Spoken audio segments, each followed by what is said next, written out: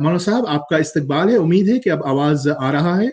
जी जी जी, तो मौलाना साहब मजलिस रमजान की मुबारक मजलिस में आपका इस्तकबाल है। अस्सलामु अलैकुम व रहमतुल्लाहि व बरकातहू। वालेकुम अस्सलाम व रहमतुल्लाहि व बरकातुहू। जी, कभी कभी ये जो नेटवर्क हम इस्तेमाल करते हैं, कभी कभी थोड़ा सा ये शरारत भी करने लगता है, तो ऊपर नीचे कभी कभी हो जाता है। जी तो बिल्कुल, बहुत के बाद इंटरनेट की स्पीड वगैरह के ऊपर भी डिपेंड करता है।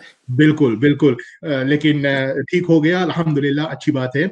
और हम आपका शुक्रिया भी अदा करना चाहेंगे कि हमारे साथ में आप रोजाना हो जाते हो, और हमारे जो लोग हैं इनके जो सवालों का जवाब है ये देने के लिए। और मौलाना साहब, आज का जो सबसे पहला सवाल है वो जुमा के से लेकर के है, जुमा के मुतालिक। और किसी ने पूछा है, क्या जुमा के खुतबा के लिए मिंबर और असा इनका होना जरूरी है? बिस्मिल्लाहिर्रहमानिर्रहीम, नहमदुहु व नुसल्ली अला रसूलिहिल करीम, अम्मा बाद। जुमा की नमाज एक बहुत अहम नमाज है और उसके अंदर में खुतबे का एक बहुत अहम मकाम है। तो यकीनन बाज़ दफ़ा रसूलुल्लाह सल्लल्लाहु अलैहि वसल्लम से लकड़ी का पकड़ना या कभी तलवार का पकड़ना ये साबित है। तो इससे आसा का जो है वो पकड़ना आमतन उलमा किराम ने उसको मसनून करार दिया है। लेकिन उसको लाजिम और ज़रूरी और वाजिब करार देना ये सही नहीं है।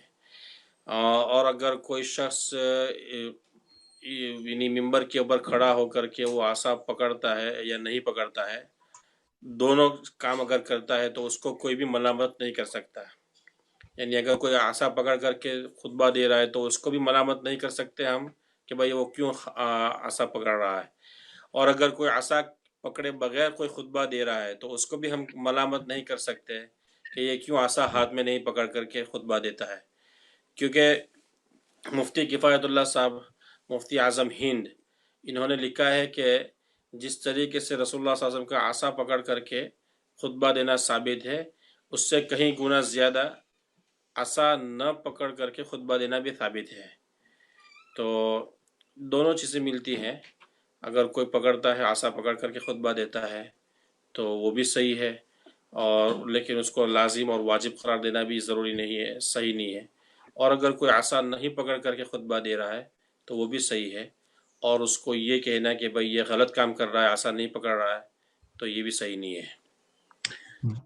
जी मौलाना साहब, क्योंकि अक्सर अगर फिजी का हम हालात देखें तो अक्सर जो लोग हैं वो बचपन से जो इमाम है उनको आसा पकड़ते हुए देखते हैं, मेंबर पर खड़ा होते, लेकिन जब वो वहां से जब बाहर आते हैं इधर दूसरे मुल्क में, तब थोड़ा सा कुछ अलग देखते, तो उन पर ये मतलब शक व शुबा होता है क्या ये सही होता है या नहीं ना। तो जी, अब अल्हम्दुलिल्लाह आपने जो जवाब दिया है, तो अब जो लोग हैं उनको पता चल गया है कि इसका जो मसला क्या है। और मिंबर का भी बताया था ना, मैं मिंबर भी पूछा। जी मिंबर, अगर किसी मस्जिद के अंदर में मिंबर है तो उस सूरत के अंदर में उसको मिंबर के ऊपर चढ़ करके खुतबा देना चाहिए। अगर कोई फॉर एग्जांपल किसी मस्जिद के अंदर में, किसी इस्लामिक सेंटर के अंदर में मिंबर बना ही नहीं है, तो उस सूरत के अंदर में उसको वैसे ही दे सकते हैं। लेकिन मसनून और मुतवारिस यानी रसूलुल्लाह सल्लल्लाहु अलैहि वसल्लम से सुन्नत साबित है कि कभी भी मतलब कि रसूलुल्लाह सल्लल्लाहु अलैहि वसल्लम ने मिंबर से ही खुतबा दिया है। और बाद के जनरेशन के अंदर में जैसे सहाबा किराम, ताबईन, तबे ताबईन, यहाँ तक कि आज तक हम लोग देखते हैं कि हर मस्जिद के अंदर में मिंबर बनाया जाता है, इसीलिए बनाया जाता है कि उसके ऊपर चढ़ करके खुतबा दिया जाए। तो ये मसनून है, अगेन ये भी वाजिब और ज़रूरी नहीं। जी मौलाना साहब, और आज का दूसरा सवाल हमारा ये है, सुन्नत मौकिदा से लेकर के है, किन नमाजों में सुन्नत मौकिदा है? सुन्नत मुअक्कदा मुख्तलिफ नमाज़ों के अंदर में मुख्तलिफ रकातें हैं, लेकिन पूरे दिन के अंदर में 12 रकातें ऐसी हो जाती हैं कि जिसको सुन्नत मुअक्कदा कहते हैं। रसूलुल्लाह सल्लल्लाहु अलैहि वसल्लम की अहादीस में हमें मिलता है कि जो शख्स दिन के अंदर में 12 रकातें सुन्नत की पढ़ेगा तो उस वक्त के अंदर में अल्लाह सुब्हानहू व तआला उसको जन्नत के अंदर में जगह नसीब फरमाएंगे। तो फजर की नमाज में, फजर की नमाज से पहले की 2 रकात है वो सुन्नत मुअक्कदा है। इसी तरीके से जोहर से पहले जोहर 4 रकात है, اور ظہر کی نماز کے فوراً بعد 2 رکعت ہے، تو ظہر کے اندر میں ٹوٹل 6 رکعت ہو گئی. فرض سے پہلے 4 رکعت اور فرض کے بعد 2 رکعت.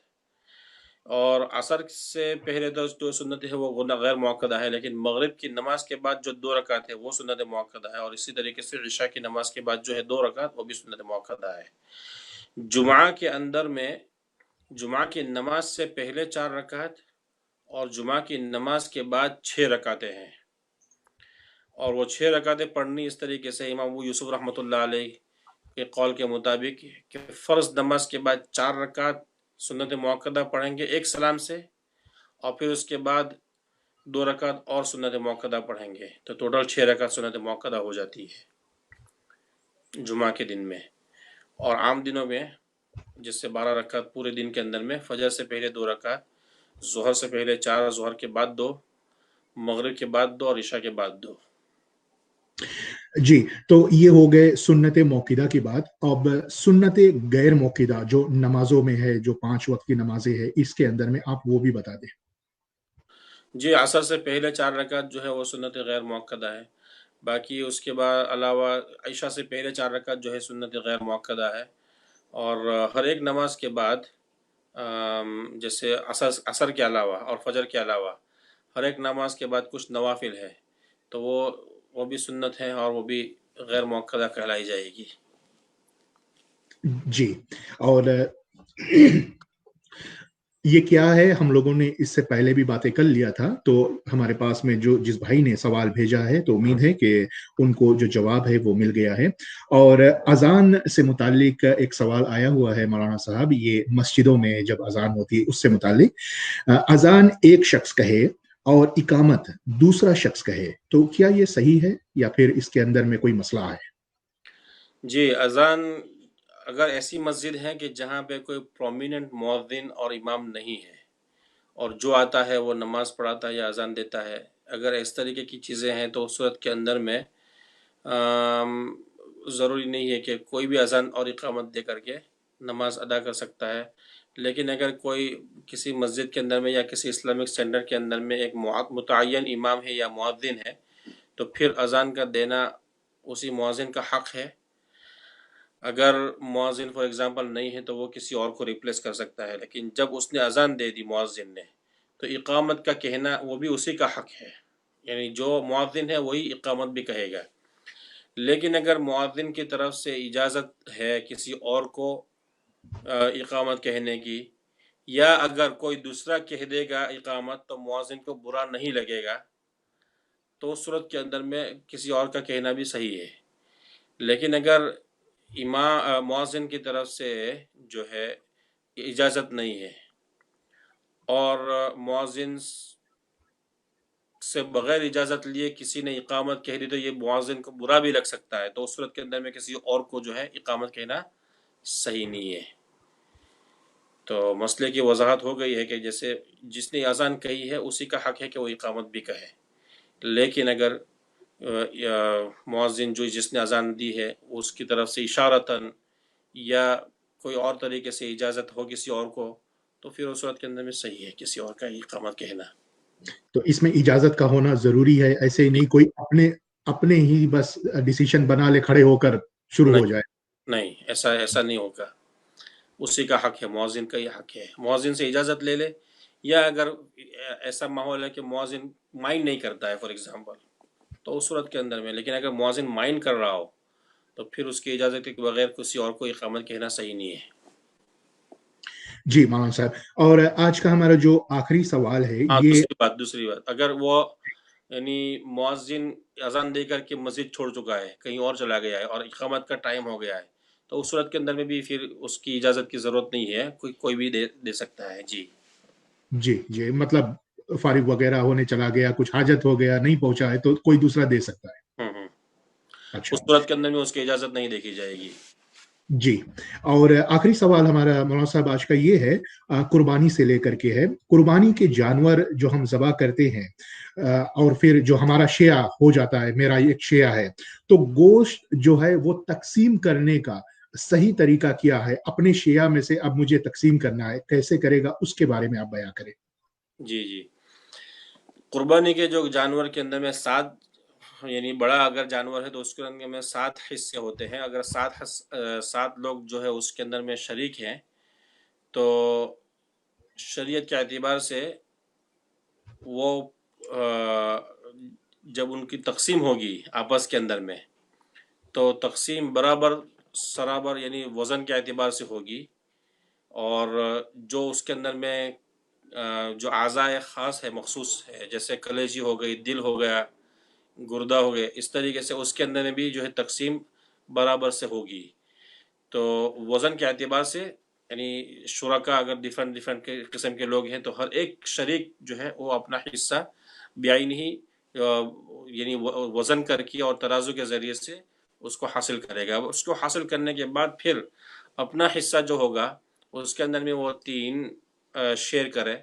اس میں ایک شیئر جو ہے اپنے لیے رکھے، ایک شیئر جو ہے اپنے رشتہ داروں کے لیے رکھے، اور ایک شیئر اس کے اندر میں سے جو ہے غربا اور فقراء کو تقسیم کر دے. یہ مستحب عمل ہے کہ جو بھی ہماری قربانی کا گوشت ہے اس کو ہم 3 حصوں کے اندر میں تقسیم کر دیں.